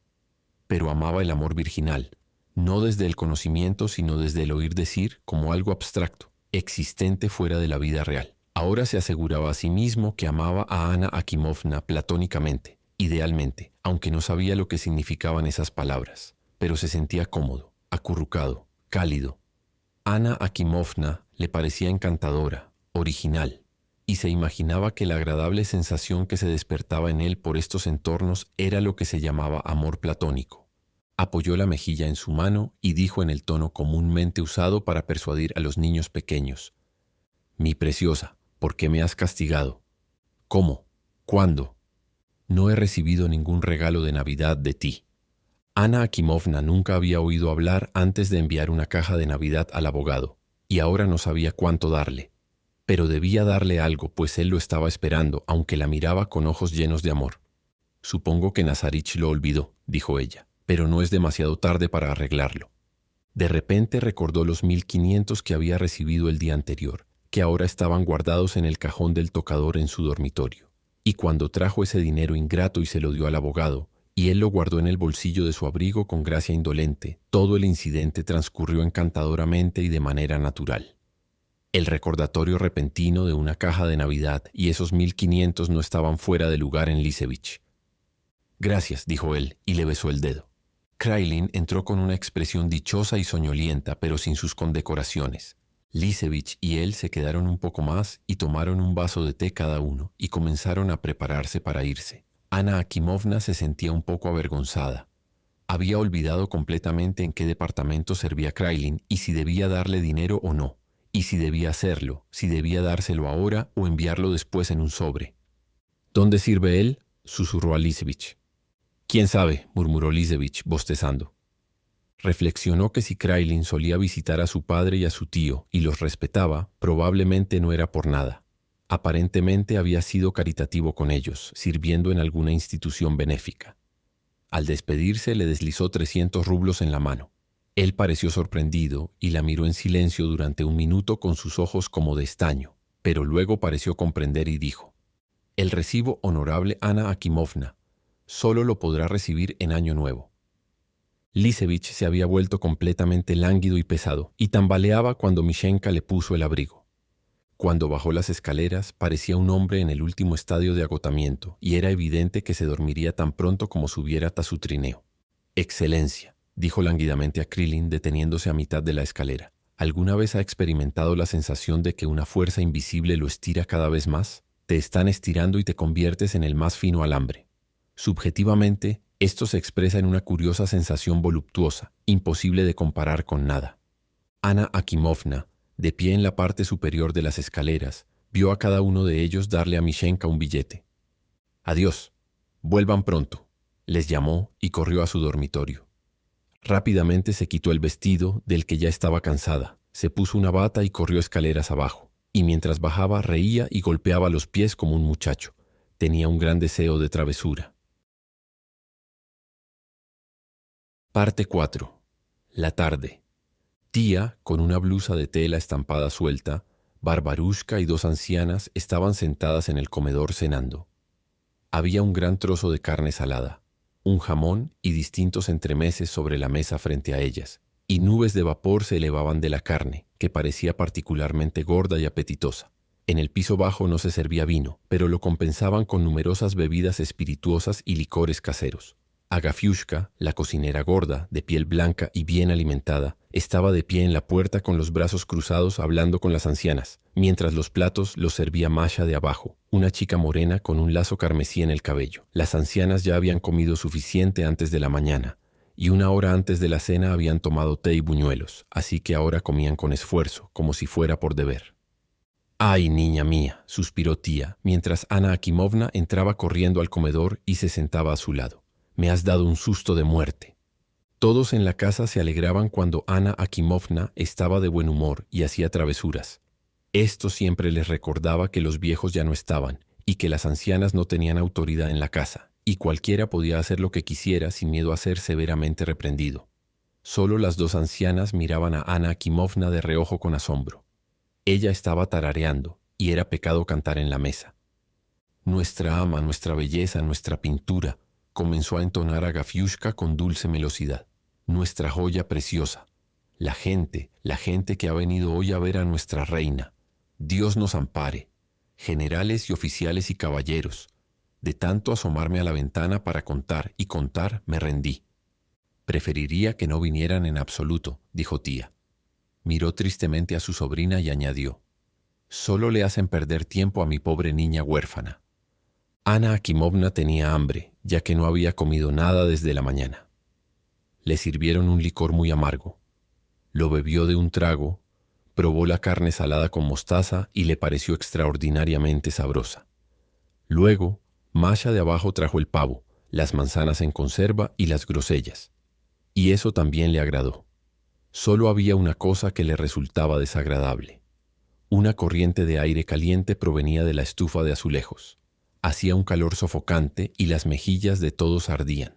Después de la cena, retiraron el mantel y trajeron platos de galletas de menta, nueces y pasas. «Tú también siéntate. No hay necesidad de estar de pie», dijo tía a la cocinera. Agafiushka suspiró y se sentó a la mesa. Masha puso una copita de licor delante de ella también, y Anna Akimovna empezó a sentir como si el cuello blanco de Agafiushka estuviera irradiando calor como la estufa. Todas estaban hablando de lo difícil que era casarse hoy en día y decían que en los viejos tiempos, si los hombres no buscaban belleza, al menos ponían atención al dinero, pero ahora era imposible saber lo que querían. Mientras que las jorobadas y las lisiadas antes solían quedarse solteras, ahora los hombres no querían ni siquiera a las bellas y ricas. La tía atribuía esto a la inmoralidad y decía que la gente no tenía temor de Dios, pero de repente recordó que Iván Ivánich, su hermano, y Barbarushka, ambos muy religiosos, temían a Dios, pero a pesar de todo habían tenido hijos en secreto y los habían enviado al hogar de niños abandonados. Se detuvo y cambió la conversación contándoles sobre un pretendiente que una vez tuvo. Era un obrero de la fábrica y cómo lo había amado, pero sus hermanos la obligaron a casarse con un viudo, un pintor de íconos, que gracias a Dios murió 2 años después. La Masha de abajo también se sentó a la mesa y les contó con un aire misterioso que durante la última semana un hombre desconocido con bigote negro, en un abrigo con un cuello de astracán, había aparecido cada mañana en el patio, mirado las ventanas de la casa grande y luego seguido adelante hasta los edificios. El hombre estaba bien. Era guapo. Toda esta conversación hizo que Anna Akimovna de repente deseara casarse. Lo deseó intensamente, con dolor. Sentía que daría la mitad de su vida y toda su fortuna solo por saber que arriba había un hombre que le fuera más cercano que cualquier otro en el mundo, que la amara calurosamente y la extrañara. Y la idea de tal intimidad, extática e inexpresable en palabras, perturbó su alma. El instinto de la juventud y la salud la agasajó con mentiras, asegurándole que la poesía real de su vida no había terminado, sino que estaba por venir, y lo creyó. Reclinándose en su silla, su cabello cayó al hacerlo, comenzó a reír, y al verla, las demás rieron también. Pasó mucho tiempo antes de que esta risa sin motivo cesara en el comedor. Le informaron que había llegado la escarabajo picante. Esta era una mujer peregrina llamada Pasha o Spiridonovna, una mujercilla de 50 años en un vestido negro con un pañuelo blanco, con ojos agudos, una nariz afilada y una barbilla puntiaguda. Tenía ojos taimados, viperinos, y parecía como si pudiera ver a través de todos. Sus labios estaban formados en forma de corazón. Su aspecto viperino y hostil hacia todos le había ganado el apodo de la escarabajo picante. Entrando en el comedor sin mirar a nadie, se dirigió a los íconos y cantó con una voz aguda: «Tu santa natividad». Luego cantó: «La Virgen hoy da a luz al Hijo». Luego: «Cristo ha nacido». Y luego se dio vuelta y lanzó una mirada penetrante a todas ellas. «Feliz Navidad», dijo, y besó a Anna Akimovna en el hombro. «Esto es todo lo que pude hacer, todo lo que pude hacer para llegar hasta ustedes, mis amables amigos». Besó a la tía en el hombro. «Debería haber venido a ustedes esta mañana, pero fui con unas buenas personas a descansar en el camino». «Quédate, Spiridonovna, quédate», dijeron, y no me di cuenta de que ya se hacía de noche. Como no comía carne, le dieron salmón y caviar. Comió mirando desde debajo de sus párpados a la compañía y bebió 3 vasos de vodka. Cuando terminó, dijo una oración y se inclinó a los pies de Anna Akimovna. Comenzaron a jugar un juego de reyes, como lo habían hecho el año anterior y el año anterior a ese, y todos los sirvientes en ambos pisos se amontonaron en las puertas para ver el juego. Anna Akimovna creyó ver 1 o 2 veces a Mishenka, con una sonrisa condescendiente en su rostro, entre la multitud de hombres y mujeres campesinos. El primero en ser rey fue el escarabajo picante, y Anna Akimovna, como soldado, pagó su tributo. Luego la tía fue rey y Anna Akimovna fue campesina, lo cual causó un deleite general, y Agafiushka fue príncipe, y estaba bastante abrumada de placer. Otro juego se organizó en el otro extremo de la mesa, jugado por las 2 mashas, Barbarushka y la costurera Marfa Petrovna, quien fue despertada a propósito para jugar a los reyes y cuyo rostro parecía malhumorado y somnoliento. Mientras jugaban, hablaban de hombres y de lo difícil que era conseguir un buen esposo hoy en día y qué estado era preferible, ser soltera o viuda. «Eres una moza guapa, sana y robusta», le dijo el escarabajo picante a Anna Akimovna. «Pero no puedo entender por qué demoras». ¿Qué se puede hacer si nadie me quiere? ¿O tal vez has hecho un voto de permanecer soltera? Continuó el escarabajo picante como si no la hubiera oído. Bueno, eso es una buena acción. Permanece así, repitió, mirando con atención y con malicia sus cartas. Está bien, querida, permanece así. Sí, solo que las solteras, esas santas solteras, no son todas iguales, suspiró y jugó el rey. No, hija mía, no todas son iguales. Algunas realmente se cuidan como monjas y no derriten mantequilla con la boca. Y si alguna de ellas peca en un momento de debilidad, queda atormentada hasta morir, pobre cosa. Así que sería un pecado condenarla. Mientras que otras se visten de negro y cosen su mortaja y sin embargo aman a los viejos ricos a escondidas. Sí, sí, mis pajaritos canarios, algunas pillas hechizan a un anciano y lo gobiernan.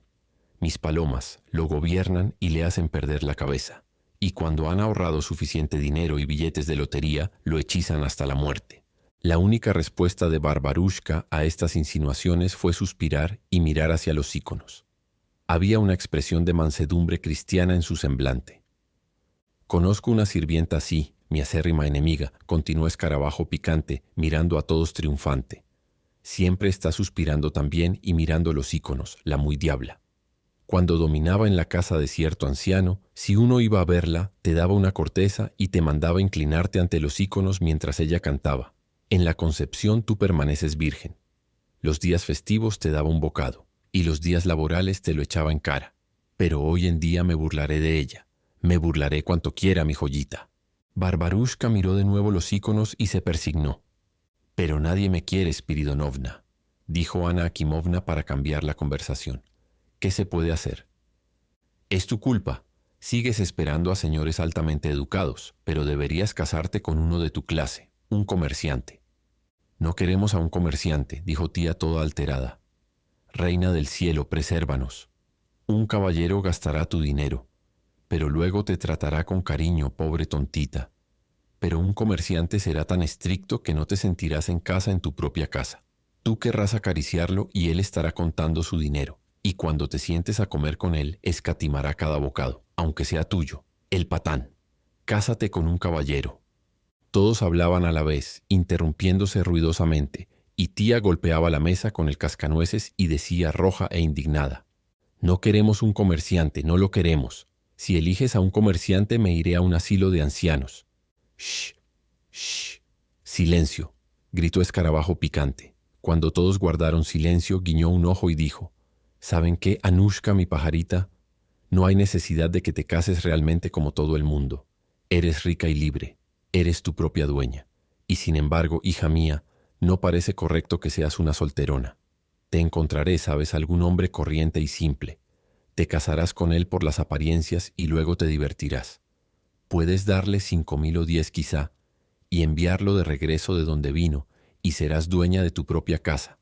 Amarás a quien quieras y nadie podrá decirte nada. Y luego podrás amar a tu caballero altamente educado. Te divertirás mucho.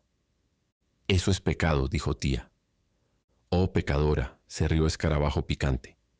Ella es educada, comprende. Cortar la garganta a alguien o embrujar a un anciano, eso sí es pecado, es cierto. Pero amar a alguna amiga encantadora no es pecado en absoluto. ¿Y qué hay en ello en realidad? No hay pecado en absoluto. Las viejas peregrinas han inventado todo eso para engañar a la gente sencilla. Yo también digo en todas partes que es pecado. No sé yo misma por qué es pecado. Escarabajo Picante vació su copa y se aclaró la garganta. Diviértete, preciosa, esta vez dirigiéndose evidentemente a sí misma. Durante 30 años, muchachas, no he pensado en otra cosa más que en pecados y he tenido miedo. Pero ahora veo que he desperdiciado mi tiempo, lo he dejado pasar como una tonta. Ah, he sido una boba, una boba. Ella suspiró. El tiempo de una mujer es corto y cada día es precioso. Eres hermosa, Anushka, y muy rica, pero en cuanto cumplas 35 o 40, se te acaba el tiempo. No escuches a nadie, muchacha. Vive, diviértete hasta los 40, y luego tendrás tiempo de pedir perdón. Habrá tiempo de sobra para arrodillarte y coser tu sudario. Una vela a Dios y un atizador al diablo. Puedes hacer ambas cosas a la vez. Pues, ¿cómo va a ser? ¿Harás feliz a algún hombrecito? Lo haré, se rió Ana Akimovna. No me importa ahora. Me casaría con un trabajador. Eso estaría bien. Qué buen mozo elegirías entonces. Escarabajo Picante entrecerró los ojos y meneó la cabeza. Ah, le digo yo misma, dijo la tía. No sirve esperar a un caballero, que es mejor que se case. No con un caballero, sino con alguien de menor rango. De todas formas, tendríamos a un hombre en la casa para cuidar las cosas. Y hay muchos hombres buenos. Podría casarse con alguien de la fábrica. Son todos hombres sobrios y serios. Claro que sí, coincidió Escarabajo Picante. Son tipos excelentes. Si quieres, tía, le buscaré un partido con Vasily Lebedinsky. Oh, las piernas de Vasia son tan largas, dijo la tía seriamente. Es tan desgarbado. No tiene buen aspecto. Hubo risas entre la multitud junto a la puerta. Bueno, ¿Pimenov? ¿Te gustaría casarte con Pimenov? Preguntó Escarabajo Picante a Ana Akimovna. Muy bien, hazme un partido con Pimenov. ¿De verdad?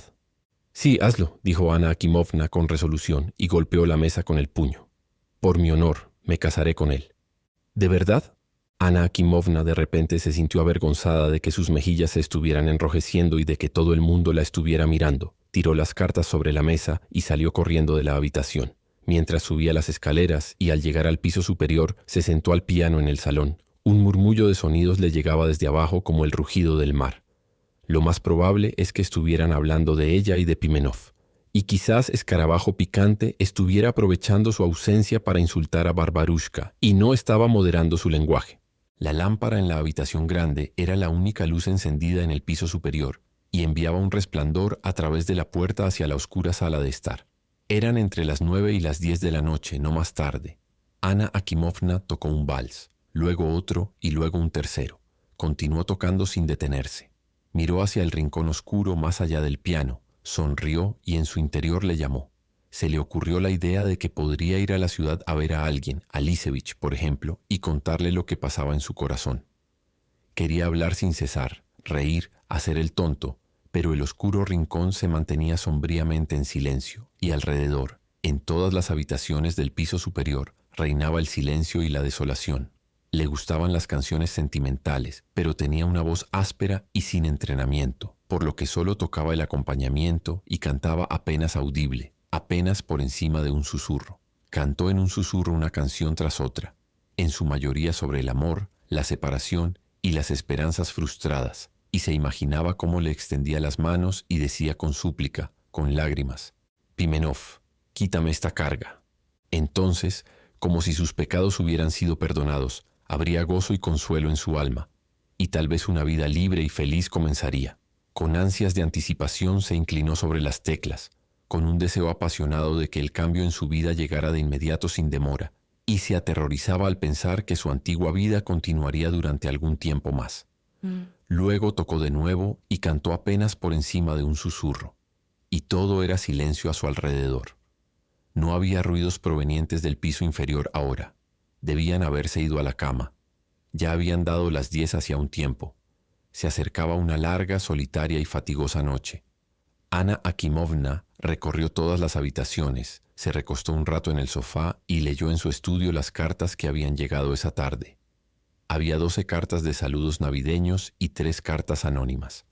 En una de ellas, algún obrero se quejaba con una horrible y casi ilegible letra de que el aceite de Cuaresma vendido en la tienda de la fábrica estaba rancio y olía a parafina. En otra, alguien la informaba respetuosamente de que en una compra de hierro, Nazarich había tomado recientemente un soborno de 1000 rublos. En la tercera la insultaban por su inhumanidad. La emoción de la Navidad se estaba desvaneciendo, y para mantenerla, Ana Akimovna se sentó nuevamente al piano y tocó suavemente uno de los nuevos valses. Luego recordó lo hábil y dignamente que había hablado en la cena de hoy. Miró a las ventanas oscuras, a las paredes con los cuadros, a la luz tenue que venía de la habitación grande, y de repente comenzó a llorar repentinamente, y se sintió irritada por estar tan sola y no tener a nadie con quien hablar y consultar. Para animarse trató de imaginar a Pimenov en su mente, pero no tuvo éxito. Dieron las 12. Misenka, que ya no levaba su frac sino su chaqueta de marinero, entró y, sin decir palabra, encendió 2 velas. Luego salió y volvió al minuto con una taza de té en una bandeja. «¿De qué te ríes?», le preguntó, notando una sonrisa en su rostro. Estuve abajo y escuché los chistes que hacían sobre Pimenov, dijo tapándose la boca con la mano para reprimir la risa. Si se hubiera sentado a cenar hoy con Víctor Nikolaevich y el general, habría muerto de miedo. Los hombros de Mishenka temblaban de risa. No sabría ni cómo sostener el tenedor, te lo aseguro. Las palabras y la risa del criado, su chaqueta de marinero y su bigote, le dieron a Anna Akimovna una sensación de suciedad. Cerró los ojos para no verlo, y contra su propio deseo, imaginó a Pimenov cenando con Laisevich y Krailin. Su figura tímida y poco intelectual le pareció patética e indefensa, y sintió repulsión. Solo ahora, por primera vez en todo el día, se dio cuenta claramente de que todo lo que había dicho y pensado sobre Pimenov y casarse con un obrero era una tontería, una locura y una frivolidad. Para convencerse de lo contrario y vencer su repulsión, trató de recordar lo que había dicho durante la cena, pero ahora no encontraba nada sólido. La vergüenza por sus propios pensamientos y acciones, el temor de haber dicho algo impropio durante el día y la aversión por su propia falta de carácter la abrumaron por completo. Tomó una vela y tan rápidamente como si alguien la estuviera persiguiendo, bajó corriendo las escaleras, despertó a Spiridonovna y comenzó a asegurarle que había estado bromeando. Luego se fue a su dormitorio. Masha, la pelirroja, que estaba medio dormida en un sillón cerca de la cama, se levantó y comenzó a sacudir las almohadas. Su rostro estaba exhausto y somnoliento, y su espléndida melena se había soltado hacia un lado. Chalikov vino otra vez esta noche, dijo bostezando, pero no me atreví a anunciarlo. Estaba muy borracho. Dice que vendrá otra vez mañana. ¿Qué quiere de mí?, dijo Anna Akimovna, y arrojó su peine al suelo. No lo veré, no lo veré. Decidió que no le quedaba otra opción más que Chalikov, que él nunca dejaría de perseguirla y le recordaría cada día lo poco interesante y absurda que era su vida. Así que lo único para lo que servía era para ayudar a los pobres. ¡Oh, qué estúpido era todo! Se acostó sin desvestirse y lloró de vergüenza y depresión. Lo que parecía más molesto y estúpido para ella era que sus sueños ese día sobre Pimenov habían sido correctos, elevados, honorables, pero al mismo tiempo sentía que Lisevich e incluso Krailin estaban más cerca de ella que Pimenov y todos los trabajadores juntos. Pensó que si el largo día que acababa de pasar pudiera haberse representado en una imagen, todo lo que había sido malo y vulgar, como por ejemplo la cena, la charla del abogado, el juego de reyes, habría sido real, mientras que sus sueños y charlas sobre Pimenov habrían destacado del conjunto como algo falso, como fuera de lugar. Y pensó también que ya era demasiado tarde para soñar con la felicidad, que todo había terminado para ella, y que era imposible volver a la vida cuando dormía bajo la misma colcha con su madre, o idear algún tipo de vida nueva y especial. La pelirroja Masha estaba arrodillada frente a la cama, mirándola con triste perplejidad. Luego ella también comenzó a llorar. Apoyó su cara contra el brazo de su ama y sin palabras quedó claro por qué se sentía tan desdichada. «Somos tontas», dijo Anna Akimovna, riendo y llorando. «Somos tontas. Oh, qué tontas somos».